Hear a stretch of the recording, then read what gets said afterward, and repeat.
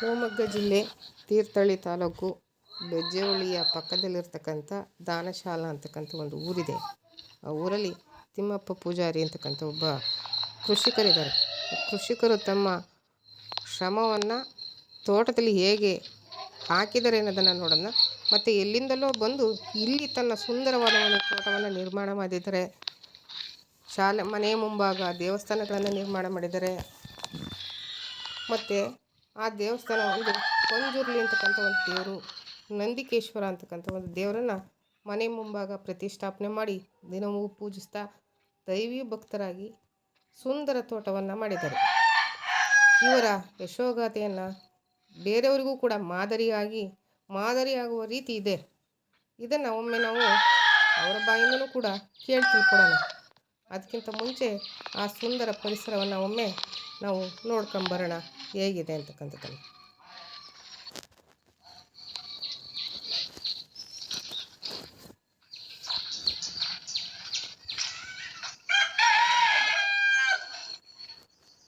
ನಿಮ್ಮೂರು ಹೆಸರು ನಂದು ತಿಮ್ಮಪ್ಪ ಅಂತೇಳಿ.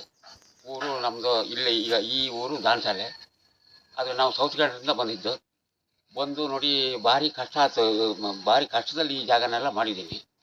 ಬಾವಿ ತೆಗೆದಿದ್ದು ಅಷ್ಟೇ, ತೋಟ ಹಾಕಿದ್ದು ಅಷ್ಟೇ, ನೀರು ಇರಲ್ಲ, ಎಲ್ಲ ಭಾರಿ ಅವಾಗ ಕಷ್ಟ ಅಂದ್ರೆ ಭಾರಿ ಕಷ್ಟಪಟ್ಟು ಮಾಡಿದ್ವಿ ಈ ಜಾಗ. ಈಗ ಈ ಥರ ಇದೀವಿ ನೋಡಿ. ನಿಮ್ಮ ಮನೆಯವ್ರ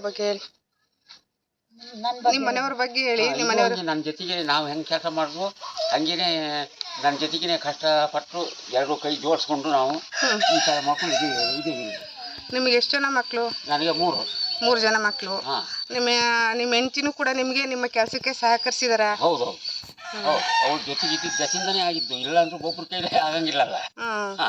ತುಂಬಾ ಕಷ್ಟಪಟ್ಟು ಕೆಲಸ ಮಾಡಿದಿರಿ, ತೋಟ ಎಲ್ಲ ಬೆಳೆಸಿದಿರಿ. ಹೌದು. ಎಷ್ಟು ಅಡಿಕೆ ಇದೆ? ಅಡಿಕೆ ಈಗ ಒಂದು 3 ಕ್ವಿಂಟಲ್ 4 ಕ್ವಿಂಟಲ್ ಅಡಿಕೆ ಆಗ್ತದೆ. ಮೆಣಸು? ಕಾಳು ಮೆಣಸು ಒಂದು 25 kg ಈಗ ಬರ್ತದ ಸತಿ ಬಳ್ಳಿ ಅಷ್ಟೇ. ಅಮ್ಮ, ನೀವು ಹೇಳಿ, ನಿಮ್ಮ ಮನೆಯವ್ರ ಜೊತೆ ನೀವು ಹೇಗೆ ಸಹಕರಿಸಿದ್ರಿ ಅಂತ. ನಾನು ಅವ್ರ ಜೊತೆ ನಿಂತು ಅವ್ರು ಹೆಂಗೆ ಕೆಲಸ ಮಾಡ್ಯಾರೋ ಹಂಗೆ ಕೆಲಸ ಮಾಡ್ತಾ ಅವ್ರ ಜೊತೆಲೇ ಕಷ್ಟಪಡ್ತಾ ಇದ್ವಿ. ಒಂದೊತ್ತು ಊಟ ಇಲ್ದಿದ್ರು ಸುಧಾರಿಸ್ಕೊಂಡು ನೀರು ಕುಡ್ಕೊಂಡು ಹುಡುಗರಿಗೆ ಗಂಜಿ ಮಾಡಿ ಹಾಕಿ. ಹಂಗಾರೆ ನಿಮ್ಮ ಜೀವನ ತುಂಬಾ ಕಷ್ಟದಿಂದ ಈಗ ಸುಖವಾಗಿ ಬಂದಿದೆ. ಹೌದು.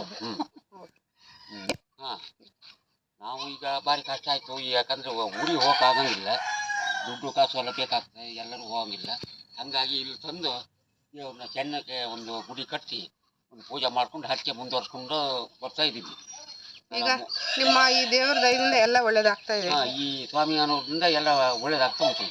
ಈಗ ಈ ದೇವ್ರ ಹೆಸರು ಯಾವ ದೇವರಲ್ಲಿ ನೀವು ಇದನ್ನು ಪ್ರತಿಷ್ಠಾಪನೆ ಮಾಡಿದ್ರಿ? ಅದು ನಮ್ಮದು ಕುಲ ದೇವರು ಪಂಜುರ್ಲಿ, ಮತ್ತೆ ಕಲ್ಕುಟ್ಗ, ಚಿಕ್ಕಮ್ಮ, ಮತ್ತೆ ಇದು ನಂದಿಕೇಶ್ವರ, ಚಿಕ್ಕು. ಈಗ ಪಂಜುರ್ಲಿ ಅಂತಕ್ಕಂಥದ್ದು ಈಗಿನ ಕಾಂತಾರ ಪಿಕ್ಚರಲ್ಲಿ ಪ್ರಸಿದ್ಧಿ ಆಗಿರ್ತಕ್ಕಂಥ ದೇವರು. ಅದ್ರ ಬಗ್ಗೆ ನೀವೇನ್ ಹೇಳ್ತೀರಾ? ಅದು ಈಗ ನಮ್ಮ ಹಿಂದಿನಿಂದನೂ ಕುಲದೇವ್ರೇ ಅದು. ಯಾಕಂದ್ರೆ ಅದು ಈಗ ಎಲ್ಲ ಒಳ್ಳೇದೇ. ಈಗ ಧರ್ಮಸ್ಥಳದಲ್ಲಿ ಇರೋಂಥ ದೇವರು ಇದೇನೆ, ಇದು ಪಂಜುರ್ಲಿ. ಇದರಿಂದ ಒಳ್ಳೇದಾಗ್ತದೆ ಹೊರತು ಮತ್ತೆ ಕೆಟ್ಟದ್ದು ಮಾಡ್ತಾ ಇಲ್ಲ. ಇದು ಪ್ರತಿಯೊಬ್ಬರು ಭಕ್ತಾದಿಗಳನ್ನು ಇದು ನಮ್ಮದು, ಇವರು ನಮ್ಮದವರು ಏನಂತೇಳಿ ಪರಿಭೇದ ಇಲ್ಲ. ಎಲ್ಲ ಯಾವ ಭಕ್ತಾದಿಗಳು ಬಂದರೂ ಈ ದೇವರು ಕಾಪಾಡ್ತಾರೆ. ಅಷ್ಟು ಶಕ್ತಿ ಉಂಟು. ಈಗ ಕಾಂತಾರ ಪಿಕ್ಚರಲ್ಲಿ ಏನು ಪಂಜುರ್ಲಿ ದೇವರು ಅಂತ ಪ್ರತಿಷ್ಠಾಪನೆ ಮಾಡಿದ್ರು, ಅದೇ ದೇವರು ಇದೇನೆ. ಈಗ ನಿಮ್ದು ಇದು ಯಾವ ಊರು, ಯಾವ ಹೋಬಳಿ ಮತ್ತೆ ಜಿಲ್ಲೆಗೆ ಸಂಬಂಧಪಟ್ಟದ್ದು? ತಾಲೂಕು ತೀರ್ಥಹಳ್ಳಿ, ಈ ಶಿವಮೊಗ್ಗ ಡಿಸ್ಟಿಕ್ ಜಿಲ್ಲಾ, ದಾನಶಾಲೆ. ಯಾವ್ಯಾವ ಕಡೆ ನಿಮ್ಮ ಮಕ್ಕಳನ್ನೆಲ್ಲ ಮದುವೆ ಮಾಡಿಕೊಟ್ಟಿದ್ದೀರಿ? ಈಗ ಅಕ್ಕ ತಂಗಿನ ಒಂದೇ ಮನೆಗೆ ಕೊಟ್ಟಿದ್ದು ನಾವು. ಈ ಅಣ್ಣ ತಮ್ಮನಿಗೆ ಕೊಟ್ಟಿದ್ದು, ಆತನ ನುಗ್ಗೆಹಳ್ಳಿ ಅಂತೇಳಿ ಅಲ್ಲಿಗೆ. ಅಲ್ಲೇ ಇದ್ದಾರೆ ಚೆನ್ನಾಗಿ ಈಗ. ಒಟ್ಟು ಎಲ್ಲದಕ್ಕೂ ನಿಮ್ಮ ಪಂಜುರ್ಲಿ ದೇವರೇ ಕಾರಣ. ಭಗವಂತ ಎಲ್ರಿಗೂ ಒಳ್ಳೇದು ಮಾಡ್ತಾ ಇದ್ದಾನೆ. ಇಲ್ಲಿಯ ಪ್ರಕೃತಿ ನಿಮಗೆಲ್ಲ ತುಂಬಾ ವರವಾಗಿದೆ. ನಮ್ಗೆ ಇದು ಈ ಹವಾವೆಲ್ಲ ಭಾರಿ ಚೆನ್ನಾಗಿ ಉಂಟು. ಈ ಅಡಿಕೆ ಹಾಕೋದಕ್ಕಿಂತ ಮುಂಚೆ ನೀವು ಈ ತೋಟದಲ್ಲಿ ಏನನ್ನ ನೀವು ಬೆಳೆದಿದ್ರಿ? ನಾವು ಈ ಬೌಂಡ್ರಿ ಒಳಗೆ ಫಸ್ಟಿಗೆ ಹುರುಳಿ ಹಾಕಿದ್ದು. ಹುರುಳಿ ಒಂದು ಬೆಳೆ ಹುರುಳಿ ಸ್ವಲ್ಪ ಆಗಿತ್ತು. ಅದು ಮಾರನೇ ವರ್ಷದಲ್ಲಿ ಭತ್ತ ನಾಟಿ ಮಾಡಿದ್ವು.